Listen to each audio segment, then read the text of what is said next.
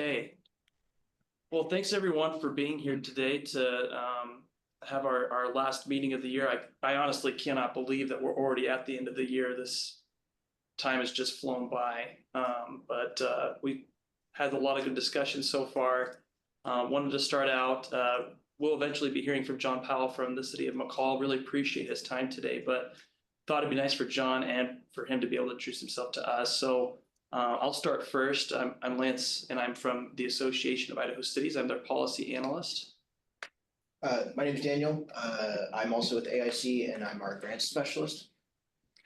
I'm Jerry Peterson. I have my company's Home Energy Services here in Boise, and I'm acting or serving as the facilitator for the Code Collaborative. And then we'll end with you, John. So we'll just jump right to Charlie. Hi, Charlie Allen, City of Ammon, member of the Snake River chapter of IECC, International Code Council. Good to have you on, Charlie. Let's see here. Jonathan. Jonathan Wheatley here, also with AIC as the Deputy Director. Jonathan, I'm disappointed you didn't go with your incognito name today. Wanted to try and avoid any confusion. All right, Blake. Hey all, Blake Ringeisen. I'm an energy codes and standards engineer at NEEA, the Northwest Energy Efficiency Alliance. Thanks, Blake. Let's see, Brett. Yeah, I'm Brett Stoddard, the city of Rexburg, and also represent Idaho. Thanks, Brett. The names keep jumping around, so I apologize. Greg. Greg Johnson, engineer at Avista. Thanks, Greg. And Jason. Hello, Jason Blaze, City of Boise, building official.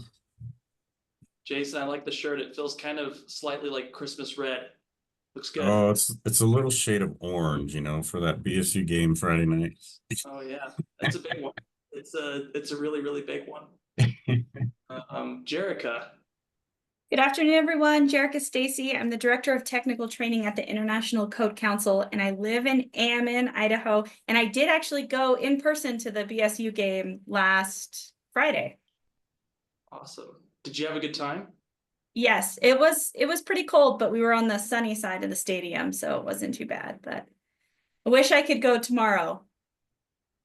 Well, I'm glad you're able to be over for that game. It was a good one, so that's awesome. Glad you had a good time. Thank you. I went to every other game but missed that one because I was sick. Oh no, I hope you feel better, Jason. It was a good game. Let's see, Tess. Yeah, hi everyone. Good afternoon. I'm Tess Studley, Program Manager at Northwest Energy Efficiency Alliance. Thanks, Tess. And Todd. Hey everybody, Todd Greenwell, Idaho Power Senior Engineer. Thanks, Todd. Good to have you on today. Really appreciate taking the time. So that's kind of it for introductions. And then, John, if you want to introduce yourself real quick. Yeah, hi everybody. I'm John Powell. I work for the city of McCall. I'm the building official, and I've been doing this job for almost 13 years. Been up here in Valley County for about 20. That's awesome. We're really glad to have you on today, John. Really appreciate you taking the time and to look forward to hearing from you. Before we get to that, real quick on announcements, and Jerica, thank you for including that because I don't have that on my notes. But first, Jerry is going to actually be going to the city of Haley. Emily Rodriguez, who presented to us a little while ago, but she's going to be working with Jerry on hosting a training that'll be next Thursday in Haley. So if anyone has any recommendations who we should reach out to for that, please let us know. We've made a flyer. We've sent that out on MailChimp and then also some other services. So, and then this just changed today, but the DET training that David Freelove holds has been moved to January. It's the 21st and 22nd. And we'll also have an air balance training in January as well. And we've discussed this before, but just to make sure it's on everyone's radar, the Building Code Board will have their first meeting in February. So that's been kind of our target deadline for reviewing notes and getting comments and feedback. And then Jerica, did you want to talk about anything, or Brett, on that note, did you want to share anything about the Idaho Ed Institute that'll be in January? Yeah, I would just basically invite everybody to come out. We have our annual Education Institute. It'll be at the Boise Center on the Grove. It's going to be a good meeting. We're going to have a lot of different topics, energy all the way to electrical and fire, and anybody in the code professional, really anywhere, code professional position, or even people that are in the industry of construction as a whole. Everybody's invited. It'll be a great meeting that we're going to have down there. So we're really excited about that. Yeah, thank you for sharing that with us, Brett. And am I remembering that right? Where it's is that the week of is that also the 20th? No, that's the 15, 16, no, excuse me, 14, 15, 16. 14, 15, 16. Yeah, that sounds great. I think that'll be great for everyone to be able to get together and to participate in those trainings. So yeah, thanks, Brett. Jerica, is there anything you want to add on to that note? No, I think Brett covered it. I have a couple of my colleagues that will be there, and I'm going to try to come down for a little bit of it and just kind of, network a bit. But if you can make it, do it. You won't quite find instructors like Doug Thornburg or Steve Thomas anywhere else. So enjoy. Yeah. Thank you, Jerica. And I'll make sure that I get that, Brett and Jerica, I'll get that included in the meeting notes from this week. I'll throw that in the announcement. And Brett, if there's anything else you want me to send out to everyone, please feel free to share that with me. All right. Thank you. Great. Well, unless there's any other announcements, we'll go ahead and turn over the time to John. John, we really appreciate it. Just to give background, everyone, if this is the first time on, but we do Stakeholders Corner, where we just turn over about 5-10 minutes to someone from a local part of Idaho. And this week we have John talking about the city of McCall. So thanks for being on today, John. Yeah, you're welcome. Thanks for having me. And if I understand correctly, you asked me just to talk about whatever I felt like. So as long as it's relevant. Yeah, it's relevant. Well, I guess what I was going to say is just thinking about McCall. We're snow country up here. So the energy code, the energy code's important everywhere, but we've got our own concerns up here. And I wanted to say that we appreciate the current energy code, and specifically the Zone 6 amendments. Because we are obviously we're in a different situation than Zone 5. Just as a reminder, up here we have R49 for the ceilings, and we've got the R22 for the walls, which doesn't seem like a big difference from, say, R21, which I believe is what Zone 5 has. But by us having the R22, it effectively requires blow-in insulation versus bats in 2x6 walls. And I think that's been a good thing for us. The installation of that blow-in stuff, it's very tight. I've found fewer installation issues, especially compared to bats. So I wanted just to bring that up, that I think that's been a really positive thing for our area. Additionally, what McCall did prior to the current state rules, we were able to implement some local snow country amendments, because we were allowed in the past to make codes more stringent through amendments. We just weren't allowed to make them looser. So a couple things that we did. We required R49 insulation in the ceiling throughout, with basically no exceptions, where the base code does allow lower amounts of insulation in certain situations. We also put in an amendment to require full height R49 over top of the exterior walls. And that is mostly a response to the ice dam issues that we have up here. And the amount of heat loss that you get right at those exterior walls, at the eaves, where the insulation can get lower, so it's a lower R value. And you get the melting and the freezing and stuff out there. So we made an amendment where energy heal trusses are basically required. They need to handle the full height R49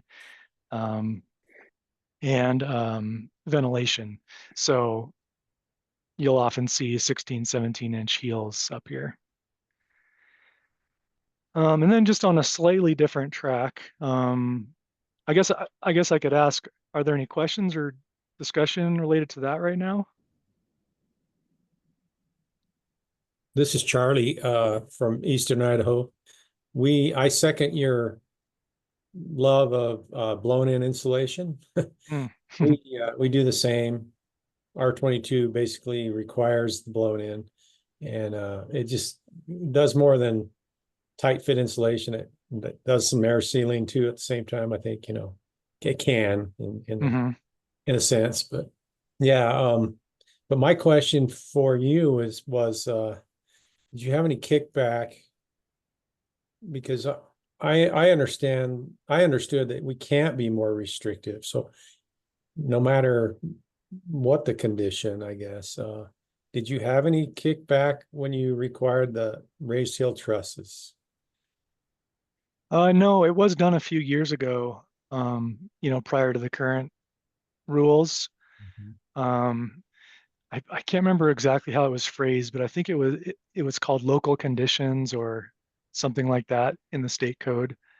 In those instances, you were allowed to make amendments. So no, we didn't have any kickback. It went through pretty smoothly. Good. Yeah, I mean, I understand the ice damming issues that you could have because of the greater amounts of snow and moisture. So I'm glad you could do that. I just wondered if anybody had threatened to, go to the state in defense of the contractors on that. No, it's a little bit of a different situation in our area, but for the most part, all the feedback I got was positive. The builders they're trying to do really well insulated buildings anyway. So I think pretty much everybody I've talked to has just kind of appreciated the requirements. I know we have one county in our chapter, well, more than one, but the Fremont County where in Island Park, where they build a lot of summer homes, and that I think that would be a great idea if they could require that too. I was just wondering how the response was, so appreciate it. Yeah, you bet.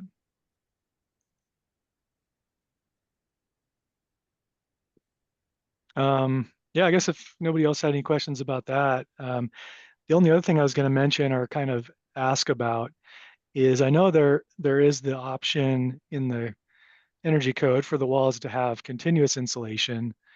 I forget what our code is, whether it's R13 plus 5 or 15 plus 5. I'm not sure because I rarely see it, and that's kind of the crux of what I was going to mention here is I've probably only seen the continuous insulation option 2 or 3 times in the last several years. And I think people are using a zip system for that. Just curious how often everybody else sees that happening around the state.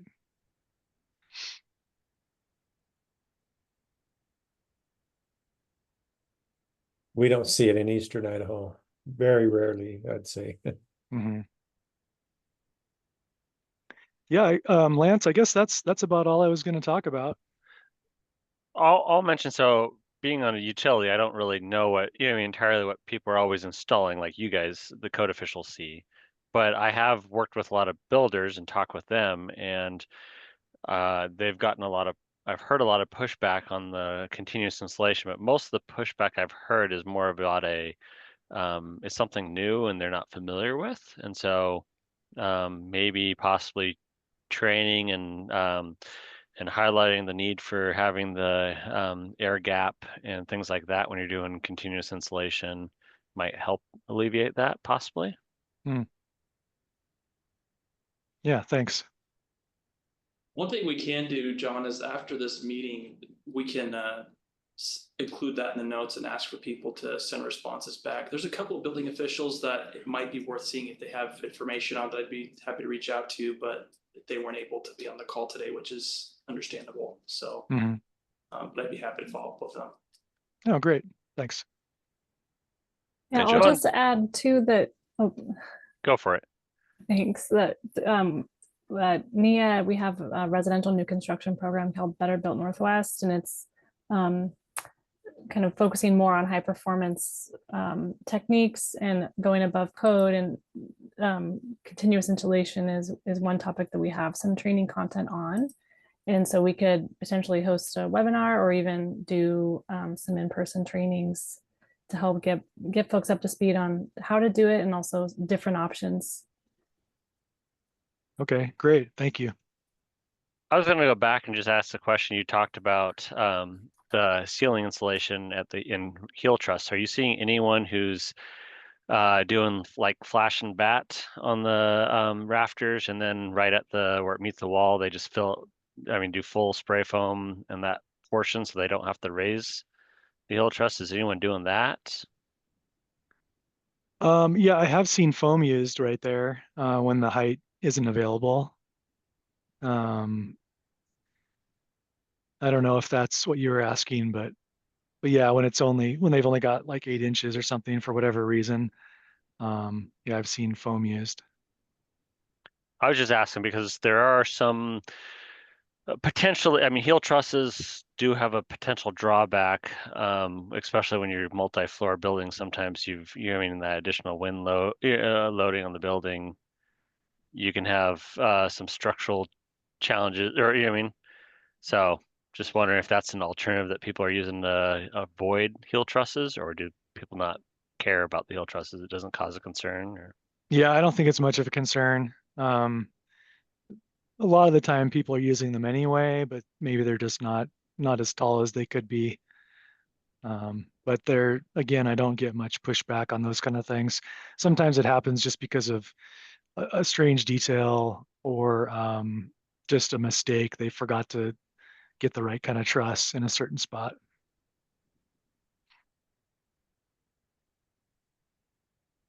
Hey, John, this is Todd, Idaho Power. Just curious, got to ask on that Red Ridge with the Wilkes brothers, do you have anything to say about what that development's going to look like, or as far as I think multifamily is going to be included in that with that 1,100 home first phase, or anything to talk about on that? It's crazy. It's an amazing project, I guess, the way it sounds, good or bad, but. Yeah, sure. No, I really don't. That's actually in Valley County. That's not in the McCall jurisdiction that I know of.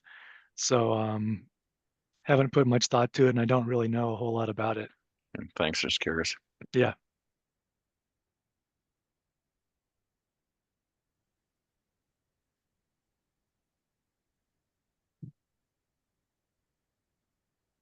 Anybody else have anything else they wanted to bring up to John?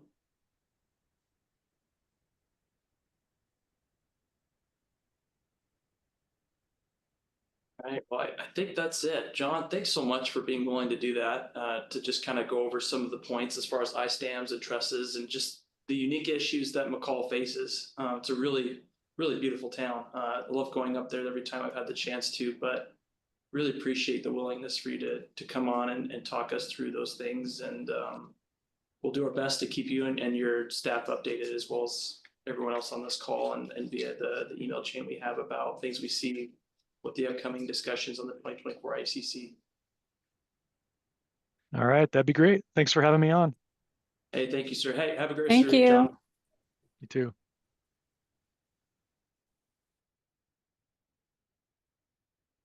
All righty, well, we'll go ahead and shift on. So the next part of what we wanted to take a look at was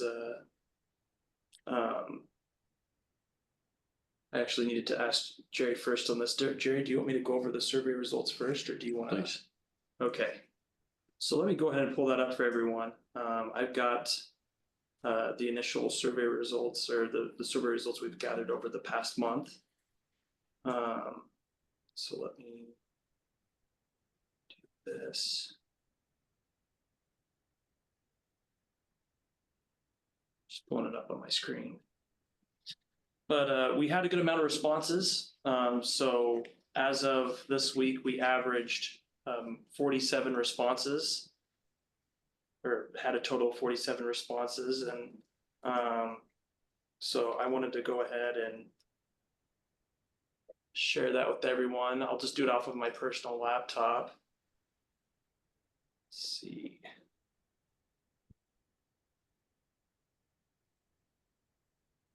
Perfect. Can everyone see this?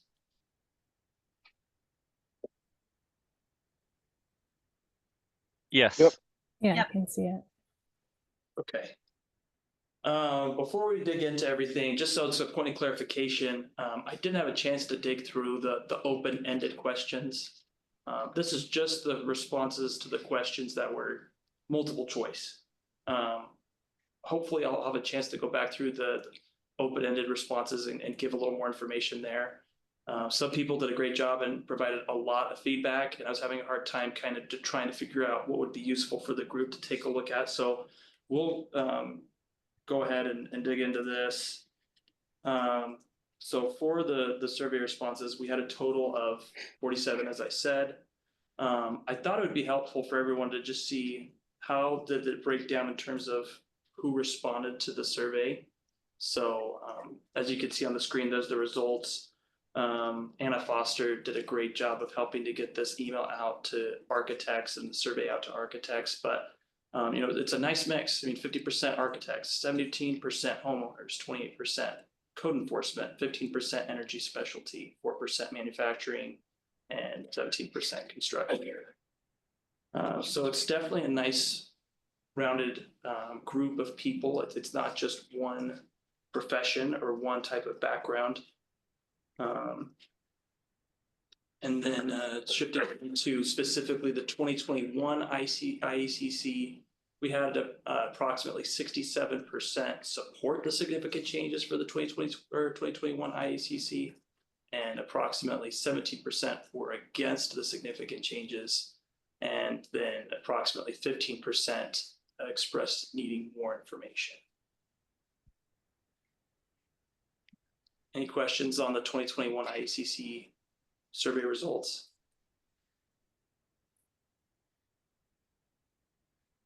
Okay. So now we'll shift to the 2024. So we dropped down a tad bit in amount of support from, so now it's 61% support, 22% are against, and 17% expressed the need for more information.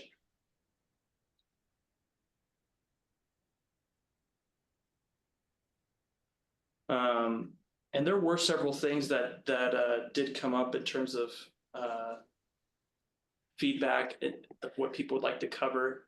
Damon, I know you did have a chance to really say much at the beginning of the call, but he's going to talk about a few of those items of concern or wanting to get more information later today. But he'll talk a little bit about that later. And then just thought that this was interesting as far as looking at when it bringing up the kind of trainings the respondents want to receive. I highlighted in green the ones that had the most support, but air sealing, no surprise to me as far as that is such a significant amount. But it was interesting to see that 33% said that they would like to see heat pump trainings. So, and then the same thing with manual JSD. And there's a few others that were right behind that.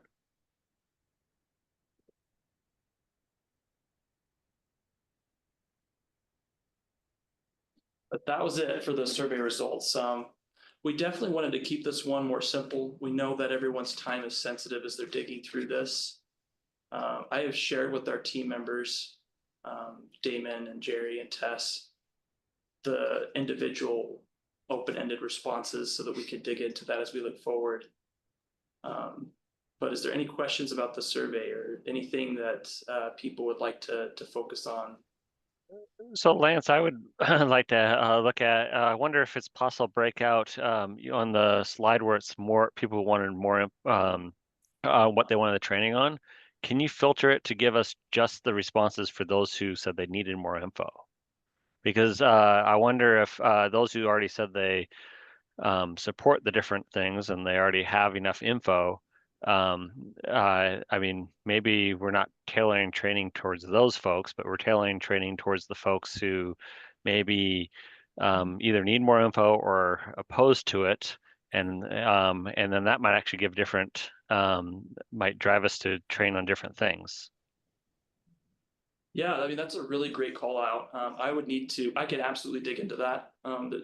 It wouldn't be difficult to go into individual responses, determine which ones said needed more information, and then go down the rabbit hole of looking at which trainings those people requested to receive trainings on.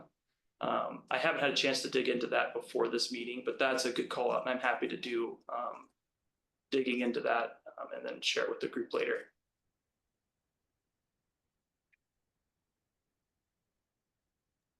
And it may not be possible to get this info from the survey, but if you could ascertain what were the roadblocks, I mean, maybe people had written comments, but find out what the roadblocks were for those who were either need more info or against it. And if we could address those concerns, it might create, better acceptance on together on something. Yeah, no, that's a fair point. Yeah, no, I appreciate that feedback, Greg.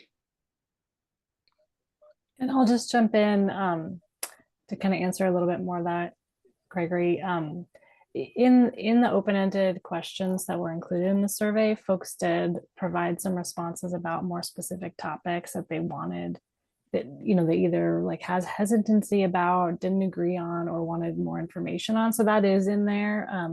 Like Lance said, it's a little bit more of a tedious project to go in and pull all of those out, but it's something we're looking at because those are the types of topics that Jerry will address today, but we want to address with the group at large to kind of come to sort of a group consensus if we can on some of those topics. So things that were mentioned, air sealing and verification was mentioned quite a few times. I think in 2024 there were concerns around ERVs, HRVs, and not really understanding either how they work or how they would apply in the state. So there's definitely some more specifics in there. And just to add on, not to beat a dead horse, but to add on a little more is, I wonder if it might be worthwhile with the deeper dive on the things that you mentioned, Tess, if those might be items that we want to discuss with the home builders, because if we could satisfy some of those concerns, that might get a lot of consensus to actually move forward or something. Also, those might be prime areas for maybe state amendments to exclude certain part. Like, I mean, and I'm not suggesting we do or don't, but I'm just do a bunch of state amendments. But if you were, it might be low-hanging group is find out what everyone agrees on and no one has concern and heartburn over, and those are easy ones for the Idaho board to move forward with. Mm-hmm. Yeah, exactly. Yep.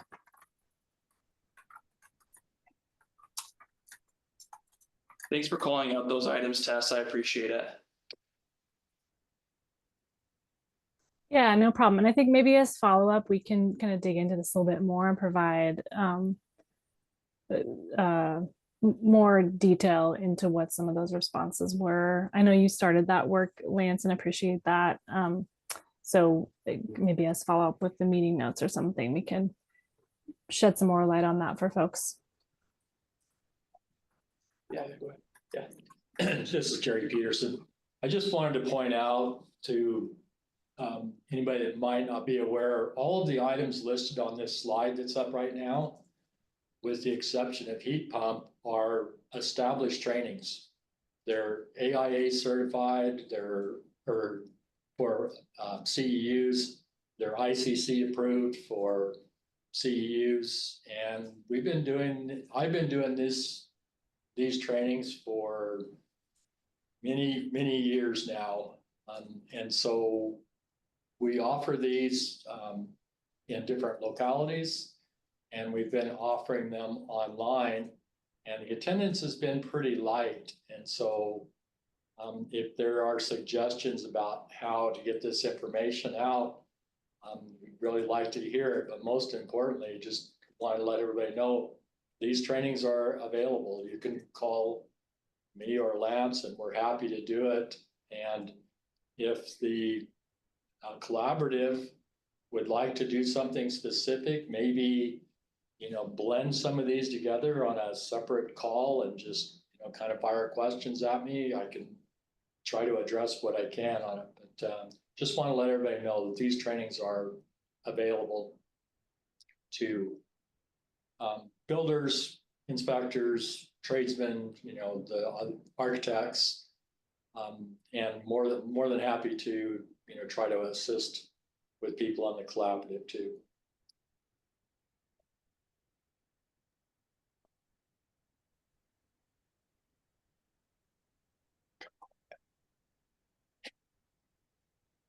Okay, well, Greg, I appreciate those call outs, and Tess, I think that you're on point where I can dig into more of those items to make sure to call out and share with the rest of the group, and then check with you first as far as to get feedback on. I apologize I didn't have more of that in there, but we could definitely add some more of that information moving forward.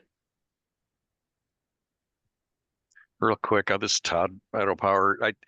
Those two items in green below, I was likely one of the proponents for suggesting more training on that. And, to Jerry's point, aside from wanting to get to training or being able to get to training, there's a serious deficit in this service area with the talents to do manual JDS and to apply heat pump technology correctly. It's moving quick, whether electrification happens or not in this world or country or state. It's just that I deal with about 110 HVAC companies personally in Southern Idaho and Eastern Oregon. I know them all like family, and there is a major lack of ability and also interest in accomplishing those tasks severely in the retrofit, but new construction. I see this being, subcontracted out to 2 or 3 people that live on RightSoft in an office, providing heat and cooling load calcs for new construction prints. I don't know how to get it's beyond this collaborative. NEEA, we just formed another group to address these topics, but things are moving forward, and I'm not seeing a proportionate advancement in the skill set collectively, and in my opinion only, but because I deal with it every day, requiring these for incentives that we provide. And it's like speaking Russian language when you talk about these things. And ultimately, there's a price to pay, homeowner energy consumption, that it can go on. But anyway, Tess, if you want more information on those two in particular, down at the bottom, those 2 green ones, I can provide background. I've been dealing with it for 14 years, and it's not getting any better, but the world's moving forward. And so is the equipment, and a lot of them are getting left behind, installer based. Not being derogatory, but it's the reality of it.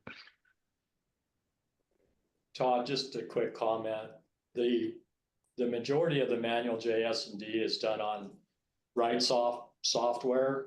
And early on when we started requiring this, I think it goes all the way back to 2006, RightSoft had a much bigger presence in the training, and they would travel around and do regional trainings, including in Idaho. We haven't had that here for probably 15 years. They do trainings in the Portland area. They did some in Salt Lake, but it's, in addition to the cost of the software, that training has to happen first. And so it's more of it's kind of a chicken and the egg thing. Like you said, it's beyond this collaborative, but in order for more people to engage in the inputting side of it, we're going to have to figure out how to get more people approved and on that software system, and try and get, RightSoft. Maybe that's something we can do regionally, but we need to get them back in here and try and train some more people, because you're right, there's only a few people doing it. Yeah, it's part of a larger discussion, because RightSoft is the kingpin. They own the corner of the market. there's 5 or 6 other programs that I'm receiving from contractors using block loads or OEM provided softwares or my documents where they can use a pencil and an eraser, the old school type. But there's a price to pay for getting it wrong, is what I mean with backup heat and heat pumps. It's an epidemic. It's not unique to Northwest. It's a national issue, but because our market is only sitting with, maybe 5 to 10% air source heat pumps, there's not a lot of experience with those products. But that, similar to that one that I mentioned going at McCall, that Red Ridge, there's no natural gas up there. They have heat pumps, electric furnaces, oil or propane, but this isn't really about codes. It's just about, finding an answer to it, maybe at the academic level before they hit the streets. But right soft alone, I mean, you almost need a PhD to understand it. It gets into so much detail. I understand why there's one Jeff Oldenkamp. He's in town. He does most of he's buried in doing right J's, the module, right J module. And when he reaches burnout, I think, I mean, it's going to be turned over to another subcontractor, but it's just an issue. It's ongoing. I just bring it up, and that if somebody wants to talk about that further, I'd be happy to discuss it, because I'm not seeing an answer. And you got variable speed compressors proliferating through these HVAC systems, and that's a whole different animal. But it doesn't matter so much in natural gas, fossil fuel furnaces, electric furnaces, because there's no energy penalty. But if they get it wrong with heat pumps, there is an energy penalty, and that's what we continue to try to address. But there's a little attention left in this market here because everybody's moving at 105 miles an hour, and nobody's listening to anything right now. It's just get it built and move on. So one thing I have heard anecdotally from builders over and over again is that they despise paperwork. And I wonder if that might be part of the root cause. Anything that has to do with paperwork or anything that has to do with design is stuff that I've heard they hate. They like building stuff. They don't like doing that. So I don't know if that doesn't really give us a solution for, solving it, but maybe give us insight into where the barriers might be in the mind of builders. Yeah, the barriers, well, in the mind of the subcontractors, I can say, the HVAC subcon, whoever's going to do the manual J, if the HVAC company subs it out to a Greg Oldenkamp, it's just, there's a lot of reasons, and laziness is one of them, which leads to not wanting to learn how to do that, or even if they know how to do that, they don't want to spend the 2 hours to do it on a computer or taking out a tape measure. Because they've been allowed to get away with it, basically, it's an exploitable thing with sell a $20,000 heat pump. Homeowner doesn't know any different. Hope it's big enough. If it doesn't, it'll rely on backup heat, and that's what's going on. This isn't new. I've been dealing with this 14 years, and I've never seen a change in the direction, which is why I think upstream, maybe at the tech level, but they're able to get away with it and just, roll the dice, and it looks like a 3-ton to me. Let's go with it. I don't mean to be frank about it, but it's how bad it is. I'm dealing with it face to face every day. Charlie, did you have your hand up? Yeah. So I was just curious if Jerry had any, I don't know, concrete information on how many jurisdictions in the state actually require heat loads, because I think that's partly us to blame. I think some jurisdictions are not big enough to delve into heat loads and even know what to look for. So I was curious if Jerry, what percentage-wise, could tell us where he feels we're at on manuals S, J, and D. Who really requires that in the state? To be honest with you, Charlie, I'm not aware of anybody that's not doing it. If they're not doing it, they're not talking about it. I'm sure,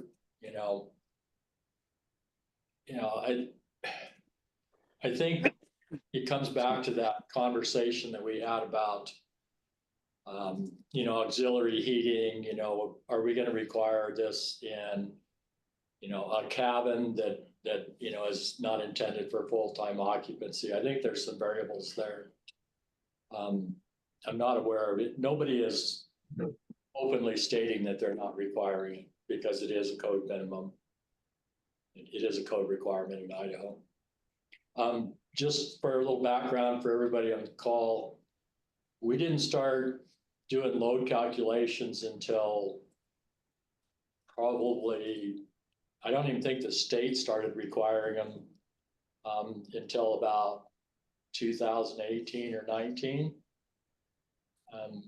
Because we didn't have, there's several things, in order to do a review, you have to have access to the plans. And so even in the areas where the state does the inspections, they're probably not requiring it because we don't have access to the plans. We don't have somebody to review it. It's not a good excuse, but it's part of the excuse. The contractors were adamant against this for a long time. In fact, we had part of our rules said that sizing requirements was left to the local jurisdictions. And I think I had that removed in 18, 19, somewhere in there. We took that out to take that roadblock out of there. But I don't think we're all the way there yet. And, you know, it's an area where we could see improvement on. To address Todd's, it's a little more difficult with the heat pump. You know, I'm struggling with this on even houses I work on with the heat pumps. And so I think that you know, one is the enforcement side of it. They could use some basic training, at least know how to do a proper review. But I think when it comes to heat pumps in the manual J, I think we're going to have to do something a little more granular. Sorry for the long answer. So, yeah, in Todd's defense, I agree. I don't think a lot of jurisdictions maybe know, and I shouldn't speak for other jurisdictions, but I don't think they know what to look for on those. Sometimes we not reject, but we have corrections on a lot of our heat loads where they've incorrectly entered square footages. We have a worksheet that I'd be willing to share with you, Jerry, that we use to make sure calculations are done correctly, and then we compare those to the heat load calcs.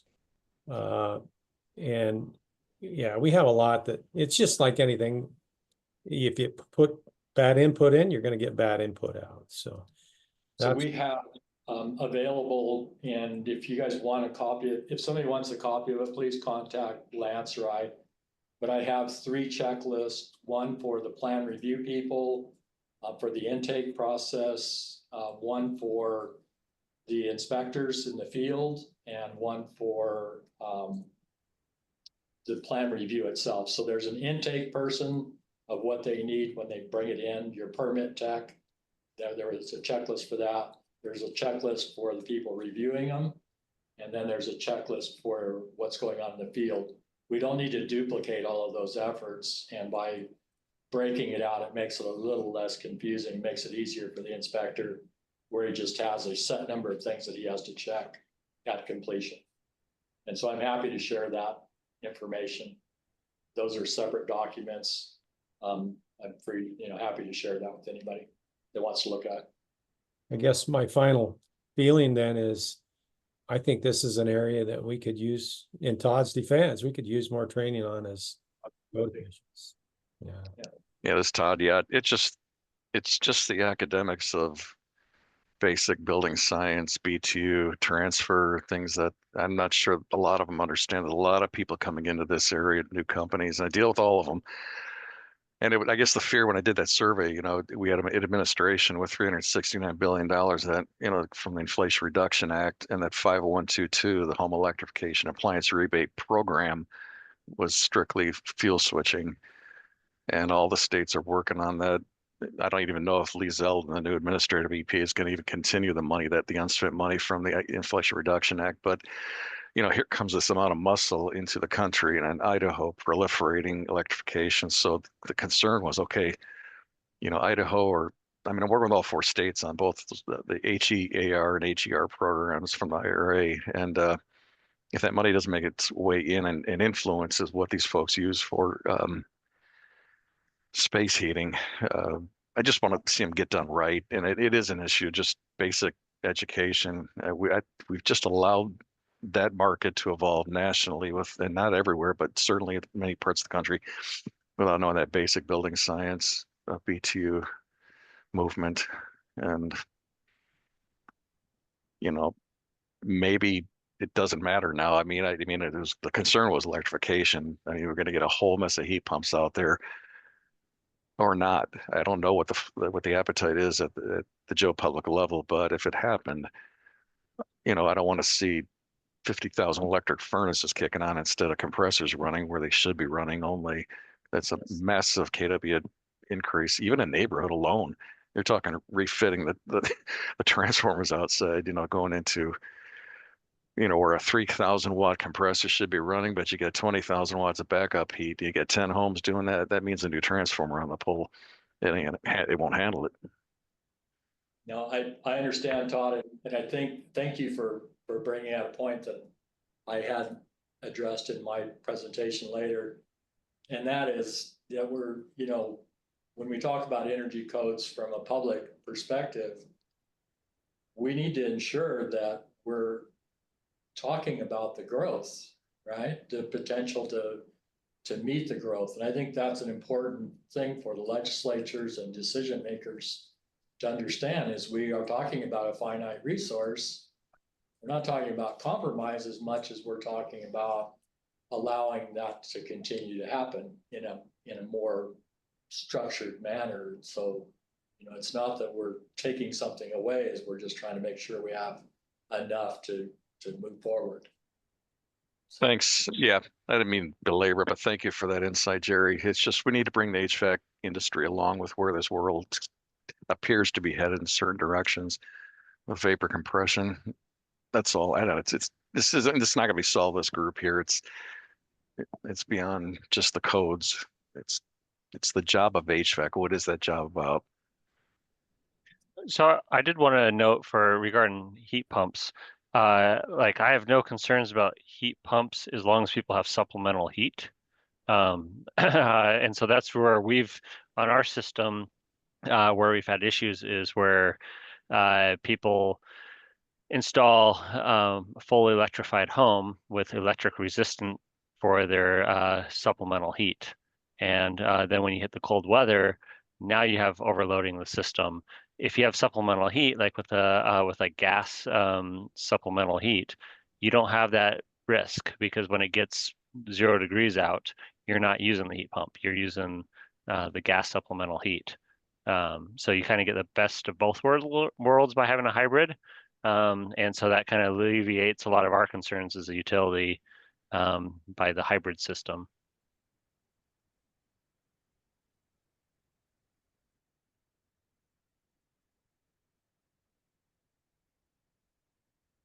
Yeah, I guess at that point we'll see where hybrid goes. Yeah, I understand your point. I mean, there's this two-step process we want to take the market through to buy a hybrid and then go to a variable speed that can handle a whole job. But I don't know what the answer is. It's beyond this call. I didn't mean to get that much depth, but since the training came up, I do a lot of training myself. I spent 5-6 hours including our field folks, just the topic alone, because it's such a source of high bill complaints. We get these nonstop and they land on my desk to explain to the homeowners, what happened when the house was built, what do you need to do now? But, $800 a month electric bills because of backup heat coming on prematurely.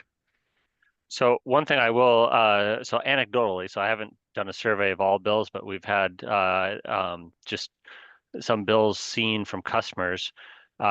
New homes which have all electric, we've seen oftentimes like their winter, and these are brand new homes that are built often in the $400 range a month for utility bills. New homes which have like gas and electric hybrid systems, we often assume in the $200 range for their high month. And then ones who were older homes that had like built older and that use gas, a lot of times we're seeing the $300 range. So and it's anecdotally because we haven't actually done a study, but what we're seeing is all electric homes are actually costing more to heat versus if you have a hybrid system is the least expensive, and that's just a very small sample size. And I will note that Washington State, your neighbor, they recently, just in a few weeks ago, they backpedaled. They on their commercial energy code, they banned natural gas for supplemental heat without penalty. They're requiring it to be all electric. The Washington State recently backpedaled and voted, I think it was unanimously, they voted to actually reverse it and allow gas as supplemental heat for commercial buildings because they realized these last 8 months it's created such a problem. Yeah, it depends on the state. I mean, for example, I don't know what a therm is up there, but out of Intermountain Gas, between November and April, we're at 68 cents a therm. Montana's at 67 cents a therm, 5-year average. Washington and Oregon are at $1.07. So the business case is wildly different. And we don't, I mean, personally, I control the narrative. I see that folks, if you want to electrify, there needs to be reasons other than the cost of heat, because your bills are going to go up 50% if you go to a heat pump. I mean, there's no question. There's no financial business case to go to a heat pump with 68 cents a therm right now, unless the average COP goes to about around 4.7 on an air source heat pump, average COP over the season, with against 68 cents a therm. And we're 10 years from that, 15 years if we ever get there to that level of heat pump performance.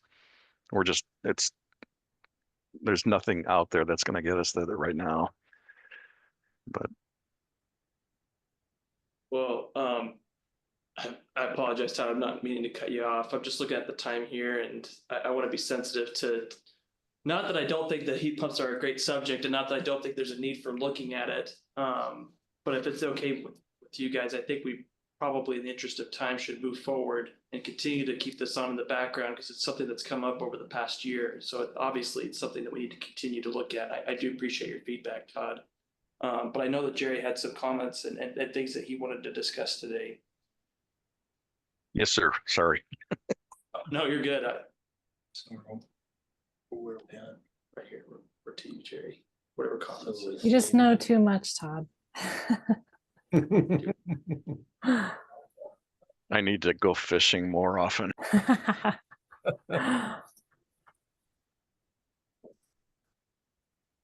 Okay. Todd, you and I can discuss this for a long time. I appreciate your expertise in that field. And I apologize to the collaborative. My position with the state initially was as the HVAC program manager. And so my training was exclusive to HVAC. It merged with energy, and then later on the HVAC was transferred to another individual. But there's definitely some opportunity there, to try to put some of that HVAC training back together, especially as it relates to the energy code. I hope you guys aren't too disappointed I didn't do a PowerPoint for today, because it would look really cluttered. And so what I try to do is just consolidate some of my thoughts, and I'll just throw that out there for discussion, see if we can get pointed in a specific direction. And then just do a very brief refresh on a couple of things for anybody that's new on the call. Thanks everybody very much for taking part in the survey. I know surveys aren't fun. And hopefully, we may have some time to touch on some of those individual comments. I've reviewed them, Lance has reviewed them. We're trying to figure out the best way to respond to that. For clarification purposes, the Building Code Board is reviewing the 2024 codes for adoption potential. So we are not adopting the 21 in place of the 24. It's not optional, and it's probably not the best course of action because of the rollbacks involved in the 21 to the 24.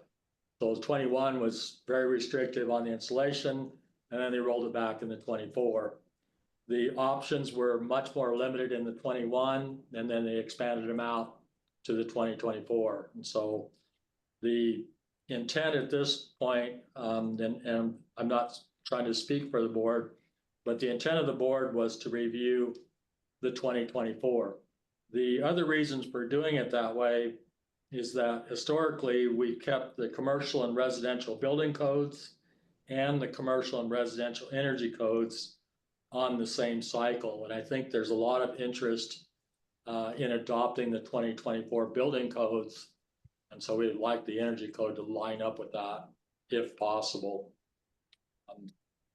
The energy code in Idaho, initially was the 2009. It was put in place in July of 2010 by executive order. And this is important to remember when we're talking about the legislature. They did not have a vote on it early on. This was a mandate signed by the governor. We did put some amendments in place.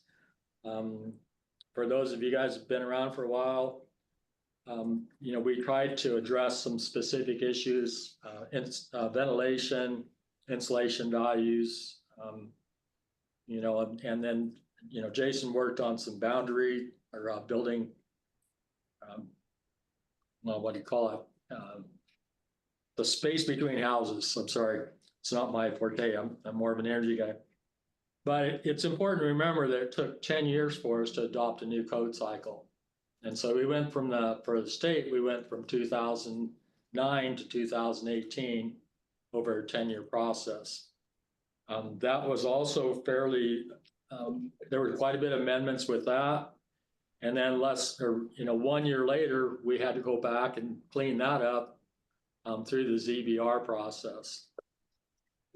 During that same time period, you know, within the last few years, we had clauses in there for grandfathering current jurisdictions that had above code programs.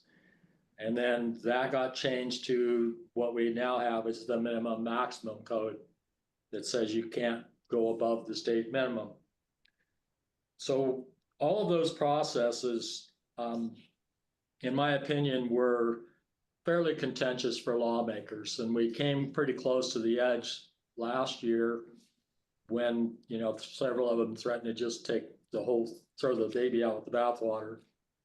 Thankfully, we worked through that, and I think we're, you know, things settled down pretty good last year. So hopefully we can continue to build on that.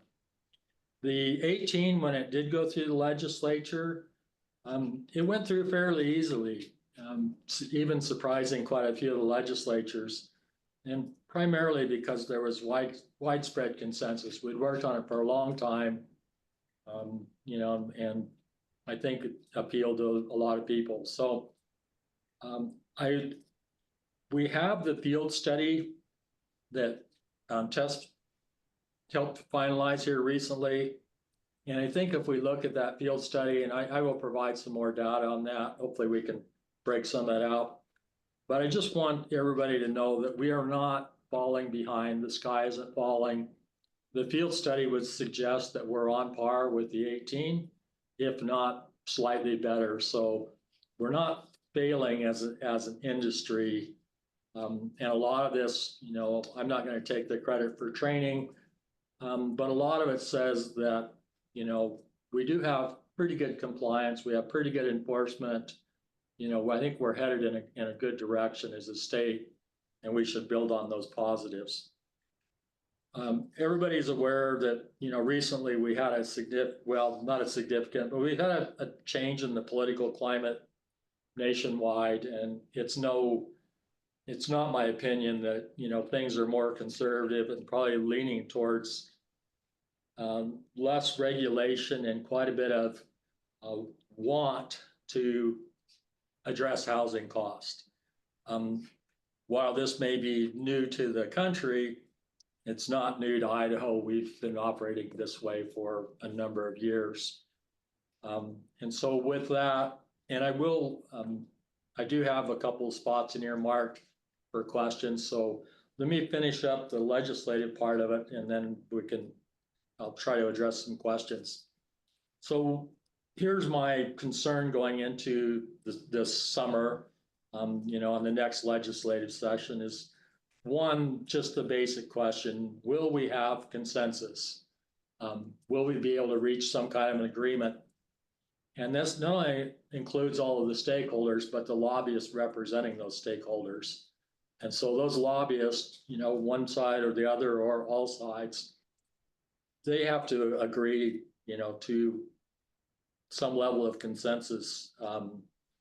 Code adoption is normally presented in the Senate Commerce and the House Business Committees. The time allowance for those hearings are set by the chairpersons. They've been as short as 10 minutes. Sometimes they can exceed 30, but it's at the chairperson's discretion. And it kind of depends on the time of year when they're first put out there, and how much, what their schedules look like. So this isn't something where, we can book. It's not like a public hearing. These are our legislative hearings. And as Lance knows, they can change these on the spot. So we typically are notified by 5 o'clock the day prior to when they're taking testimony on these. But don't be surprised if you get down there and they change. It happens. It's part of it. So just a couple of things. The chances of adoption improve significantly if all of the testimony is generally supportive. The less debate we have in the legislature, the more successful we are. And on the other side of it, if the hearing becomes confrontational, it's doomed. They just don't seem to have a tolerance for it. So it's important for us as Code Collaborative members to know that the legislature gave that authority to the Building Code Board to make all of these decisions and make the recommendations. We need to respect that and be considerate of that so that the board can go up there with some reassurance that they're not going to have a big outcry at the legislative level. That just doesn't go well when that happens. And so, we want to, it's part of the purpose of this collaborative is to get all of this input, have those debates, discussions, and go to the board and say, okay, minus some outliers that we can't control, this is what we somewhat agree to do or do agree to do. Ideally, the building board can say, okay, we have enough consensus to proceed, or as they've done in years past, they just kick the can down the road. It's like, well, we appreciate everybody's hard work. You guys get it together and come back and we'll talk about presenting it to the legislature. So we have to get it past the board first and then have the board support going into the legislature. I'm not patting myself on the back or trying to toot my own horn, but I was the full-time legislative advisor, lobbyist for the Idaho building trades for 10 years prior to working for the Division of Building Safety. And then I spent over 10 years as their energy program manager. And I was brought on to basically implement the 2009 code and to see if we could measure compliance for meeting the ARA requirements. And so I hope what I'm relaying, as part of facilitating this is not, or what I'm trying to relay is my experience and not a bias. I'm trying to stay as neutral as I can, but I'm trying to speak from experience. Part of my responsibilities was to prevent information to the board and assist with writing the rules. And so however, the whole time I was there was no authorizing language in the Division of Building Safety to maintain that position. And so the energy program manager was never an authorized position from a statute or rule perspective. And when I left, that position never got filled. And there's probably no indication that it will in the near term and possibly long term. And so we don't have somebody within DOPL that is pushing this from an energy perspective. And in fact, we're going to have to probably assist with helping them draft the rules, for at least initially kind of what those rules would look like. We have people on this collaborative that are very familiar with the rules. Thank you guys for your help in the past. And we may have to gather that group together and say,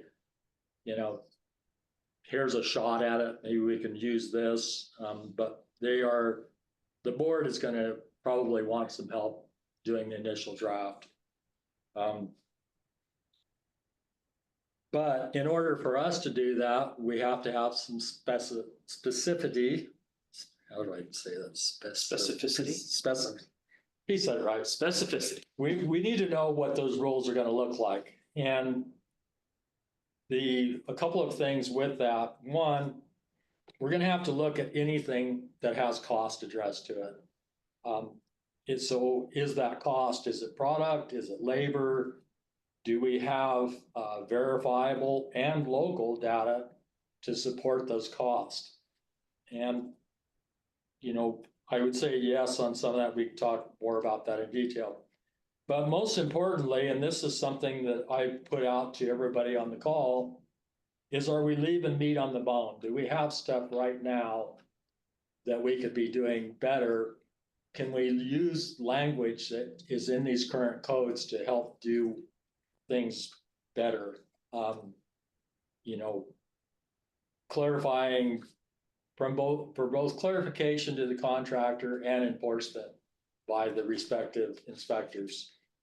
And so the reason I bring that up is because if full adoption doesn't present itself, if that's not an opportunity we can take, is there a potential for line item? Can we line item some things in there? The reason why we're trying to look at it from this perspective is we just went through this exhaustive process with ZBR, and the biggest part of ZBR was word count, reducing duplication, reducing the total amount of rules. So anything we do in amendments, we have to write a rule to address that. And so, if we're looking at both the 21 and 24, and we find 20 things that need amended, and we have to write that language into the rules, we just majorly expanded our rules again, which is contrary to what we did in ZBR. I would say, where we can justify it, it makes sense. And if we are doing something that everybody agrees in, then we can say, yeah, it's unfortunate that this is where we do it, but this is the existing structure that's in play. This is how we amend rules, and this is why we're doing it this way. So those are the things, just to kind of, without getting into specifics, those are the items that we just need to have an overview understanding of. And then I can, in next month's meeting, we can go over the rules timeframe again when those dates are approaching, to kind of let everybody know the exact dates. And I will meet with Doppel or call them and see if they have any time frame on their public information meetings where they're going around the state. We'll see if they have a published schedule, and I'll address that at the next meeting. So is there any questions, comments on what I just went over? Regarding the cost item that you brought up, would it make sense for, we have the expertise in this group to identify different solutions that meet the codes, like for an example, HRVs or ERVs. We could come up with some sample, costs, and could we run those by the builders and ask them to cost it? Like if you did this, or same thing for insulation, we could come up with a couple installation methods and then ask them to cost it. And in the process of doing that, then we could get either maybe get their buy-in because they might say, oh, that's not that big of a cost. And we'd also have the numbers from them for like what would be the cost adder to do this for your typical home. And that might be a good way to zero in on, I mean, quickly on what we can get both the cost and agreement. So I'm not sure, Gregory, and don't take this as sarcastic, but when we say approach the builders, I don't have a contact list for the builders. I primarily, try to work with, Ken? not Ken, but with the Idaho building, help me out here. What's the building council? Oh, like the building, like the BCAs or? BCA. So, I try to work with them. They do have a lobbyist. And so, I used to be part of their governmental affairs committee. And so I was able to approach them and talk to them once a month. I'm not there anymore. They're very exclusive with their memberships. And so the only opportunity I have to talk with them is when they invite me. And so I don't have an open list of builders to contact. Don't shoot the messenger, but the continuous insulation and ERVs are probably non-starters. We don't have enough, interest data, and Damon's going to clear some of this, hopefully clear some of this, but I think they're always open to show me, if this works, show me how it works. And I think, I'm not going to give up on the conversation, but ERVs, HRVs have been a non-starter for over a decade.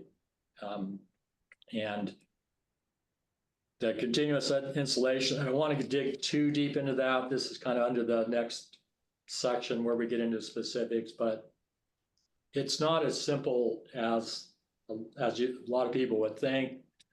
It does take some very thought out planning. It would take, almost an engineer or architect to provide the detail on it. Depending on how it's being done, we have all of the doors and jambs and stuff are set for 2x4 or 2x6. And so when we start adding continuous insulation, we change the door jambs to now something different. The windows, if we're doing continuous insulation, you can't use a flange mount window and hang it on 1.5 inch insulation. There's just nothing stable to attach it to. There's some air sealing concerns on how to do that. And so now the windows have to be mounted internally in the frame. And so what we're talking about, it's not that it's impossible. It's just that it changes the process significantly. And so, now we have to train people very specifically on how to do this. And right now that training it's probably out there, but it's not part of the suite of trainings that we've been provided. And so, but it is a significant change in the way that we build. There are sections of the code that deal with it. Jason, I think you're familiar with the nailing patterns change, the fasteners change because now we're trying to hang the siding off of foam board. There's some questions on the air barrier. How do we prevent, moisture transferring into the walls? It's different. It's a different application than commercial. We don't typically hang siding on commercial buildings. And so if we're going to try to say, well, we've been doing it on commercial for a while, we should be able to do it on a house. I agree, but it's not going to look like your conventional house, and it's not going to be the conventional process. So before I go into too much more specific, is there any more discussion on the legislative side of it?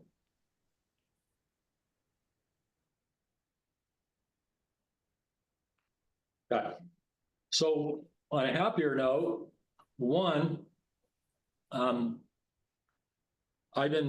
the houses I've been working on, I'm almost 2 years into it now, is a 1977 house that is being retrofitted, basically using the 2018 code as the reference for insulation levels, windows, everything.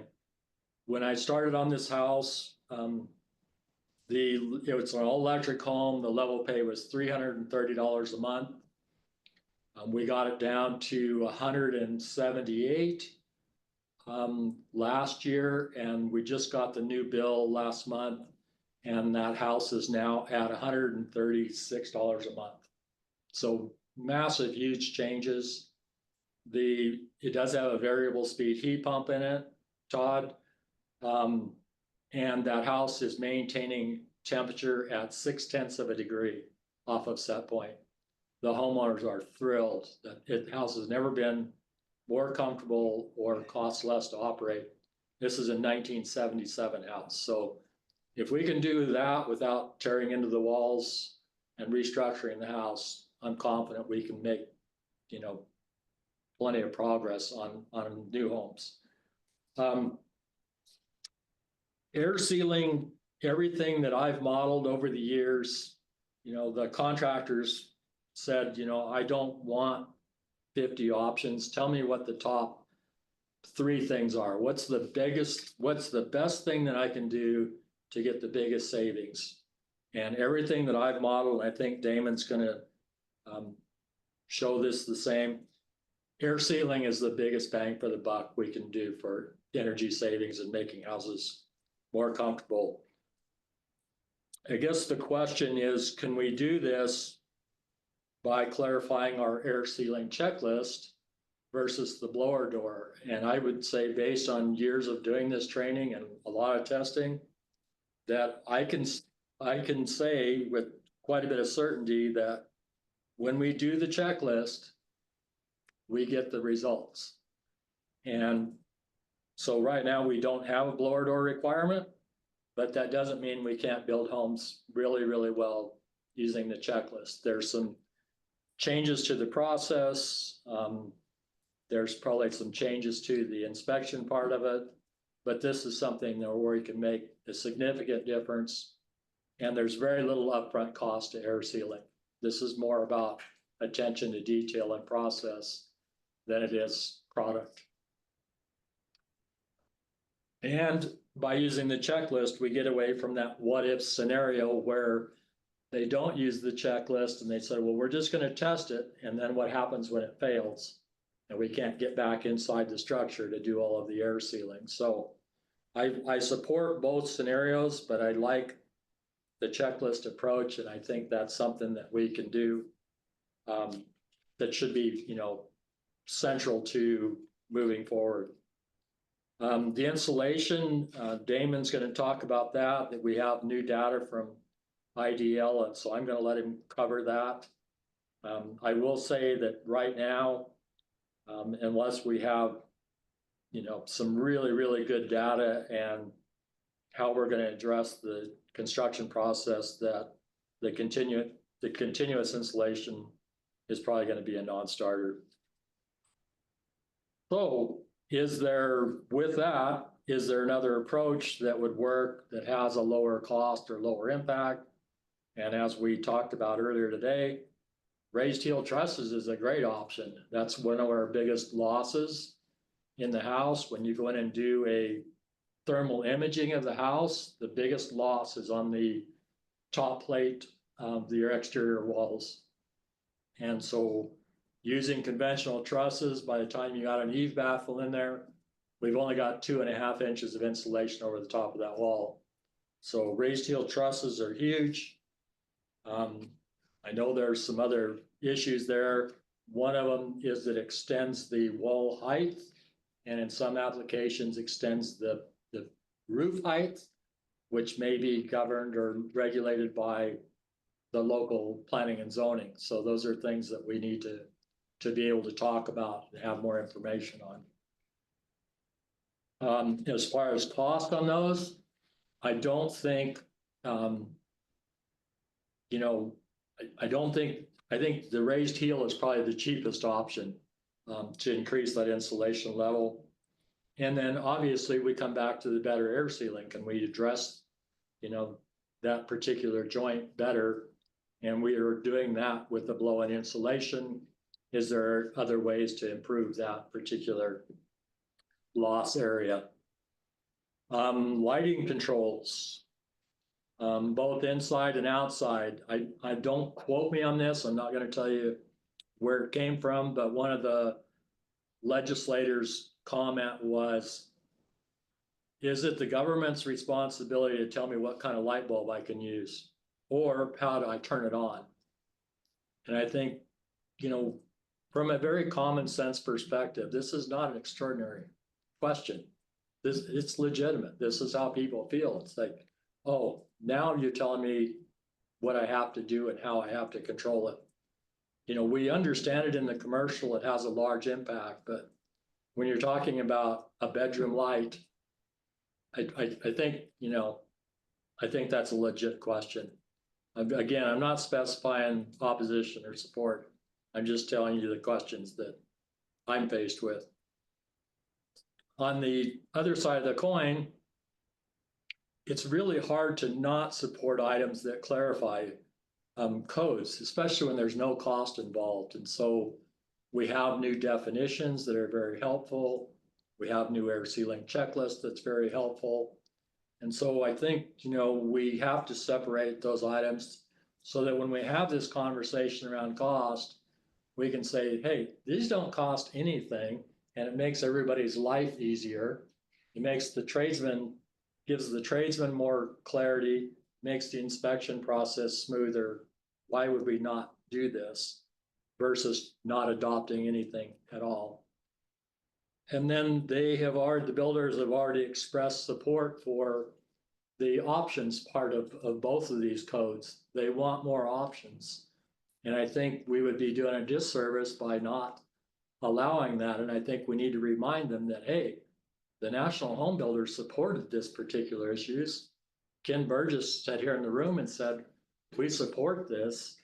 And it makes a lot of sense because the options lets us do what we need to do throughout Idaho. We have all of these very distinct geographic areas that have different needs. And by having, you know, an options table to work with, we can pick what works best for that area. But we're going to have to show them somehow. We're going to have to say, look, if you're in Salmon, you would pick, you know, this suite of options versus maybe in the Treasure Valley, you might look at this. And so they're going to need a little bit of assistance on that options table, which I'm confident we can provide. I did make quite a few notes. I made a lot of notes on the survey responses. And so I can tackle those individually, but I want to leave Damon plenty of time. So I'm going to close this. I want to remind everybody that I'm a volunteer. I volunteered to serve as the facilitator, hoping that I could just provide some experience. But if people feel I'm not the right person for doing this, or that, you know, for whatever reason I'm not supportive, please know that I would be more than happy to, you know, help somebody else do this. So, and don't shoot the messenger is what I'm trying to say. Again, thanks everybody for your support and your willingness to engage.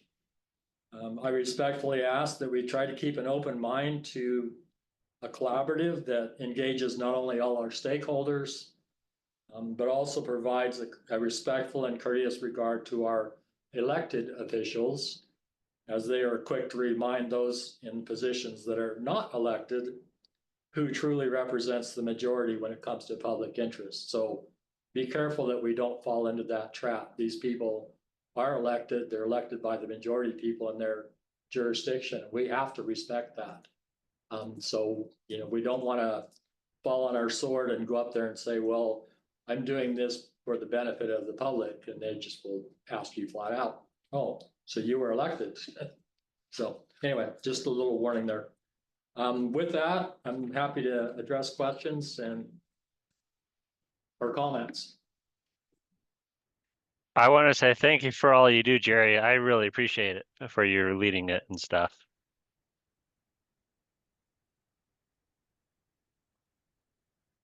Yeah, I would just say I agree with a lot of what Jerry said. Having lived through a lot of this before, he's very correct.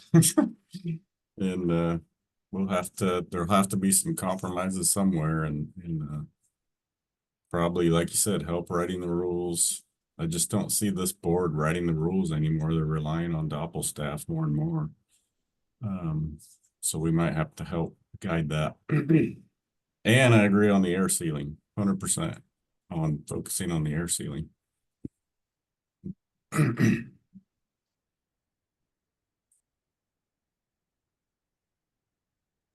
You're doing a great job, Jerry. Appreciate it. Keep it up. Thank you, Charlie. Appreciate it.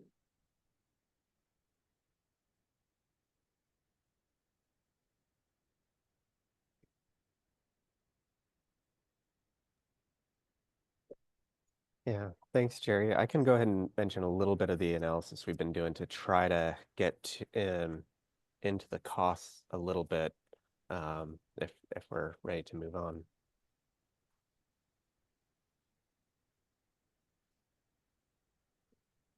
Hearing no objections, I'll go ahead. So we do want to make this analysis specific to Idaho, and identify those, potential friction points, and then see if we can estimate some payback. So looking at the residential building stock assessment, limiting it to just Idaho, these are just based on total usage, and it doesn't include wood-fired homes. Just kind of a rough analysis showed about $155 per month for electric and gas costs for the Idaho homes that were surveyed. And this data was made public through NEEA. I'm super grateful for it. Our lab is also going to start looking at the end use load research set here this next month, which might give us additional homes and additional data on that. So we want to make sure that our models aren't predicting like, wildly different than this. And but we do want to look at kind of what ifs. So what if we change our ceiling insulation, from R38 to R49 to R60, and then the window U values and air tightness, and then ERVs. And I'm afraid I'm in between presentations today. I just came from class, and then I've got another presentation at 3. So I don't have a ton of time to dive deeply into this, but we're trying to make it as realistic as possible in terms of these energy models, and then looking at, okay, what happens when we go from our current requirements to 2021 all the way up to 2024. And I want to focus just on ERVs because that was mentioned in some of the comments that came back specifically. So on our energy models in terms of simulated annual costs, we used the tariffs in each location, both for gas and electricity. And for Boise, we were coming up with around $120 a month. Idaho Falls, a little bit more, makes sense. Whereas Salmon, it's significantly more. It's more than double. And that's because it's not only cold, but the homes are using propane. And propane versus natural gas is just, it's wildly more expensive. We're also simulating some electric resistance heaters, but that also ends up at a very high annual cost too.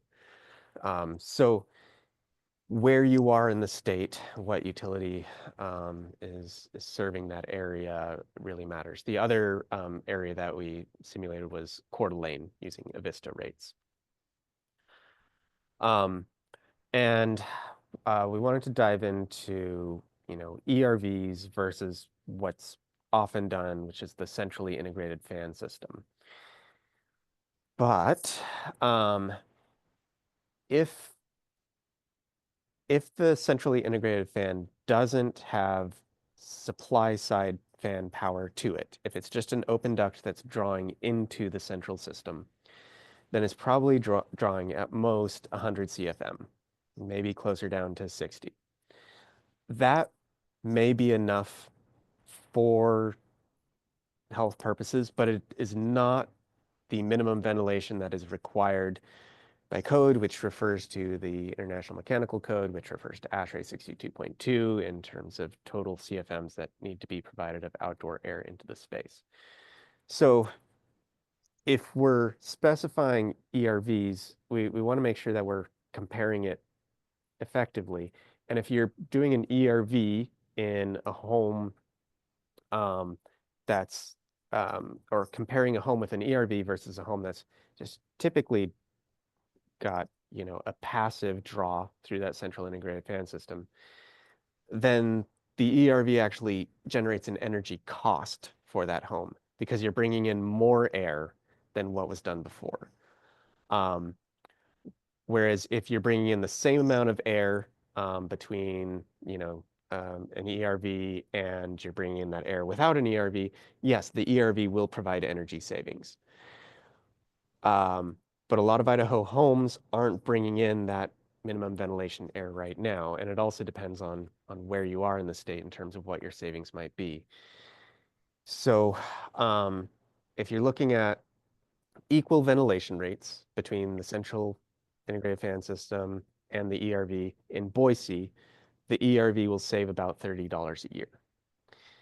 But if you're comparing it with a house that just has that passive 100 CFM that only kicks on whenever the furnace goes, or the AC, when that central fan is going, then the ERV actually costs you $92 a year. Very different story in Salmon, where it's cold. We've got high utility rates from propane furnace. There, if you're looking at equal ventilation rates, the ERV will save you $500 a year. And that's where it's, you know, that's where I think it makes a lot of sense to have this. It's climate zone 6, which has an ERV requirement in 2021. I think in 2024, there's an ERV requirement in both climate zone 5 and climate zone 6. But if you're comparing it apples to oranges or apples to what's out there right now, where the CFS only brings in 100 CFM, then the ERV is still going to cost you, and it's going to cost you $100 a year. So that's something that we definitely need to consider, and where there might be pushback on this from builders who might balk at the price of putting in an ERV, and they say, well, how much is this actually going to save? Well, it really depends on where you are and how much fresh air you're bringing into the house. I'm also, you know, we also have the simulation results. We kind of compared every variable in there. So we've also got, you know, results on window changes. We can also simulate lighting controls and look at, you know, we simulated 5 different air tightnesses. So as Jerry and Jason and others said, the air tightness is really the biggest, provides the most energy savings. But ERVs are something kind of tricky in Idaho, depending on where and how they're implemented and what we're comparing them against. There's also this really interesting study. This was a number of years ago that NEEA did, the ventilation effectiveness study, where it's looking at a few different ventilation options. ERVs were one, as well as central integrated fan systems. And a lot of it comes down to how are you actually implementing this? Where in the house are these supplies and returns? And the central integrated fan system might actually, it showed pretty good distribution of fresh air when looking at CO2 levels within the house. But that's a conversation I think we as a collaborative need to have, is when we're looking at the 2021 and 2024 requirements for ERVs, and if we're asked on cost effectiveness, it's really going to be impacted by the climate zone, the heating fuel, and the ventilation, right? So I'll stop here to leave a little bit of time for discussion, questions on the analysis.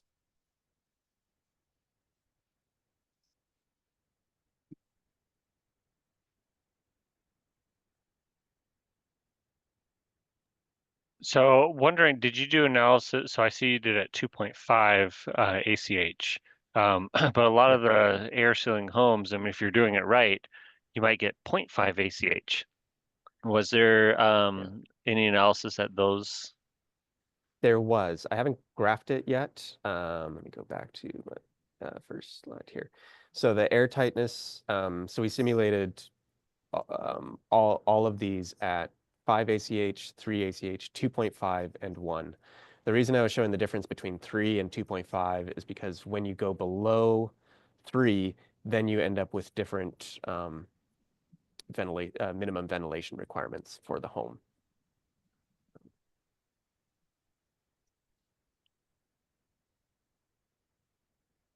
Average in Idaho right now is 4. 2018 code now requires 3, but there's no blower door test.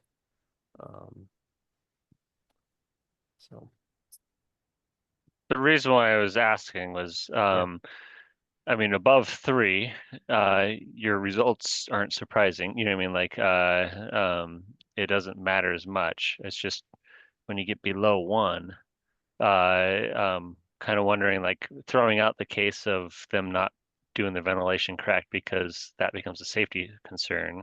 With the CO2 levels. But if you're apples to apples comparison, I'm wondering, you know, I mean, kind of like the 0.5 or the 1 or the 1.5 level. yeah, let me. Greg, how many houses do you know that are below 1? Well, that's starting to be talked about. You know what I mean? I don't know. I don't have any data on what people are actually achieving, but that's starting to be talked about quite a bit. So we're still seeing about a $30 difference between the ERV and CFIS, and this is Boise at 1 ACH 50. And trying to keep things consistent, but of course I could, you know, remove the filters and we can see all the different options. It just gets a bit overwhelming seeing everything all at once. Damon, just to clarify, your cost analysis savings doesn't have any entered cost from the cost of the system, right? That's just for operation. Yes. Yeah. And how much is a typical ERV system? That's a great question, Gregory.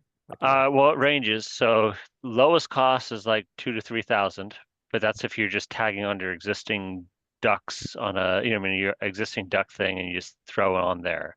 Highest cost, 20 grand if you want a whole complete standalone, like a Zender system. So it really varies on how you implement it. Okay, thank you. Todd might have some numbers as well, seeing that in the field. Yes, Todd, no, I agree with Greg Nuts. They start at $3 grand. I mean, it's been 3 to 5 or say 3 to 6,000 for the last 10 years on the average price of installing one. Not to take into consideration those very high end ones that Greg had mentioned. They're not cheap and they've not come down. I don't know. I've not looked at those in 3 or 4 years, but yeah. And just one more follow-up question, Damon. Is the how can I ask? Is the 100 CFM analysis that you used on a timer that where it comes on and does the 1 air or the 3 air changes per hour, or what, or the 2.5, I guess? How does that work? Yeah. Or is one that you can flip on manually? So we tried to match it as best as possible to only come on when the air conditioner or the furnace came on, whenever this central fan came on. Thanks. Yeah. So over the course of the year, it'd Okay. be a little less. Yeah. One thing that should probably be noted is majority of homes are forced air heat. So forced air heat, that's where we're talking about the 2 to 3, or the 3,000 or range, or maybe it's 6,000 based on how you do it. But where these standalone $20,000 systems come in play is when you're not using forced air heat. So like if you happen to have a mini split systems for your air source heat pumps, or you happen to have hydronic heating, that's when you don't have the forced air ducts, and that's when you really have to have a standalone 20,000. So that might be a note, like if you were to ever consider it, to note like, well, shoot, if you don't put in your forced air system, you're jumping up in a huge higher class of cost. So unfortunately, the code doesn't provide any of that detail. And a lot of all electric homes, or quite a few electric homes, do not use forced systems. They use buddy heaters, especially out in the more rural areas. And so technically, if my minimum ventilation rate is 100, I can put in a single source ERV into anywhere in that space and meet the requirement. And that's where we get back to that NEEA ventilation study, that we look at the distribution throughout the house. Because if we're putting all of the air into one room, have we really met the minimum ventilation requirement? Technically, we're meeting the code, but we're not really meeting the intent of the code, which is to provide adequate ventilation. And so this is my kind of heartburn with the code process, is that they're not giving us all of the information. They just put the requirement in there, and it's like, however you get there, it's how you get there. And it's like, well, did we meet the intent of the code? Are we meeting the intended purposes? Is this house healthy? Or are we just doing this because it's a code requirement?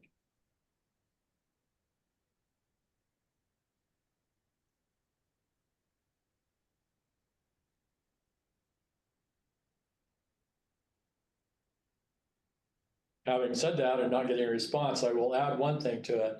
If I'm building a house, I'm going to have a standalone ERV in there regardless. That was going to be one of my top priorities, because I do think they work, but I think they have to be installed properly and intentionally, and they need to be piped to every room. So I would probably never use a spot ERV. I would use a whole house, because it does what it's supposed to do, but I don't think we can mandate that cost on everybody from a minimum code perspective. The other factor to consider, I think a lot of this overlaps with health, right? Are we getting enough fresh air into the homes? And there's more and more studies saying that, going even above the code minimum ventilation requirements provides added benefits, especially commercially, but I'd assume residential as well. The other is, filtering with wildfire smoke. Something easily done with an ERV, but if you have a large filter on your central integrated system, you're just relying on that base filter there, which might be MERV 8 or less, and you're just getting kind of passive particles coming in from the outside rather than maybe stopping them at the source like you might with an ERV. There's one other thing that might be worth bringing up that's related, is as you're talking about tighter air sealing, whether you have with an HRV or ERV, is makeup air at certain, so basically fireplaces and kitchens. I mean, it ends up being not as big of a concern when you have a leaky house, but when you have a tighter house, you throw on you're sucking air from the outside for your fireplace or for your kitchen, and you don't have any makeup air. It really circumvents a lot of stuff.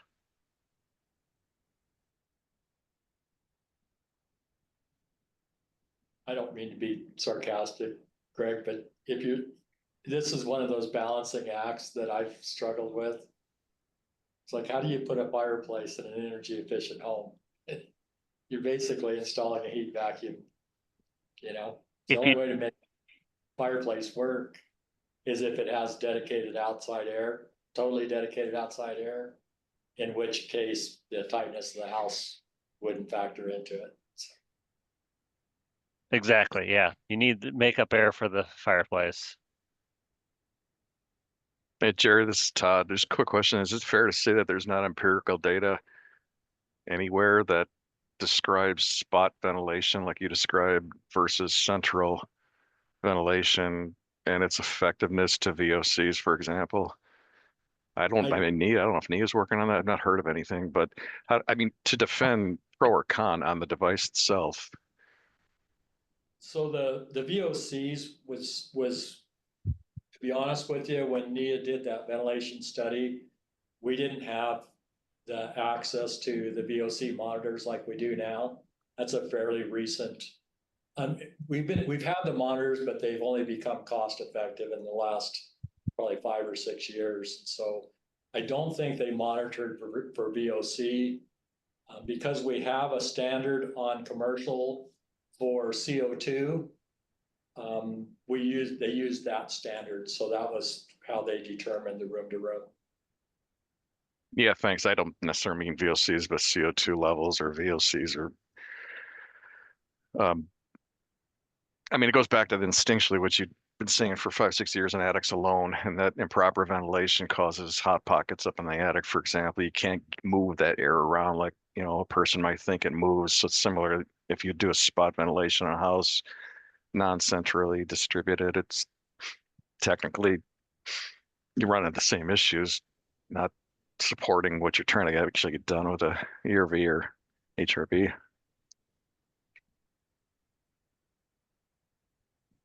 Dave, and I want to be just thinking about, I want to be sensitive to your time. How close do you need to go as far as we're jumping off? I know it's pretty close to 3.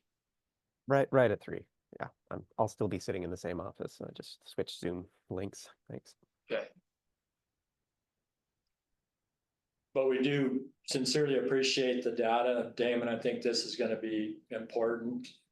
This question is going to come up, and I would love to be able to, provide a link or have you speak to it when it does, because what you pointed out was something that I've been trying to elaborate for decades. It depends on the climate. It depends on your fuel source. It's highly dependent on it. This is my argument why a minimum code is not the best approach. Jurisdictions need that flexibility, just like John talked about.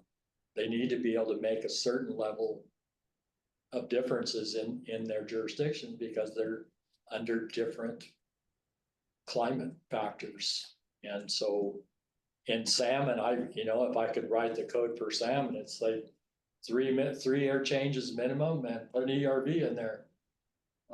Done, maybe increase the ceiling insulation, but we can provide the backing for it. And that's why your work is so critical to the discussion, is we can say, we have this localized data that we've never had access to before. Or in the scale that you're doing it. So thank you guys very much. Thank your team. Yeah, Facundo's done a great job on pulling a lot of this together. It's just, there's so many different options. It's hard to figure out how to filter it down to like what's relevant. So that's why I wanted to just focus just on the ERVs today, because I think it might be one of the more contentious ones, and it's one where it's not like this, $10 across the board like you'd see with some of the windows or other measures. And you'll do heat pumps for us next month? I can, yeah. Thank you. Well, thanks, Damon. Appreciate you providing that for us. Last note, just to everyone that's still on the call, we're planning on having, we'll be taking a long break. We won't be having another meeting until the end of January, but we do plan on meeting on January 30th is what I have written down. So we'll meet together one more time before the building code board gets back together, and hopefully we can have one additional good discussion. So thanks everyone for being on the call today. And if there's nothing else that we have to take care of, we'll see you guys next year. All right. Thanks, guys. Nice Thanks. work, Jerry and Damon. Nice job. Hey, Todd, thanks for your comments today. Good to have you. Thanks, everyone. Thanks, Jonathan.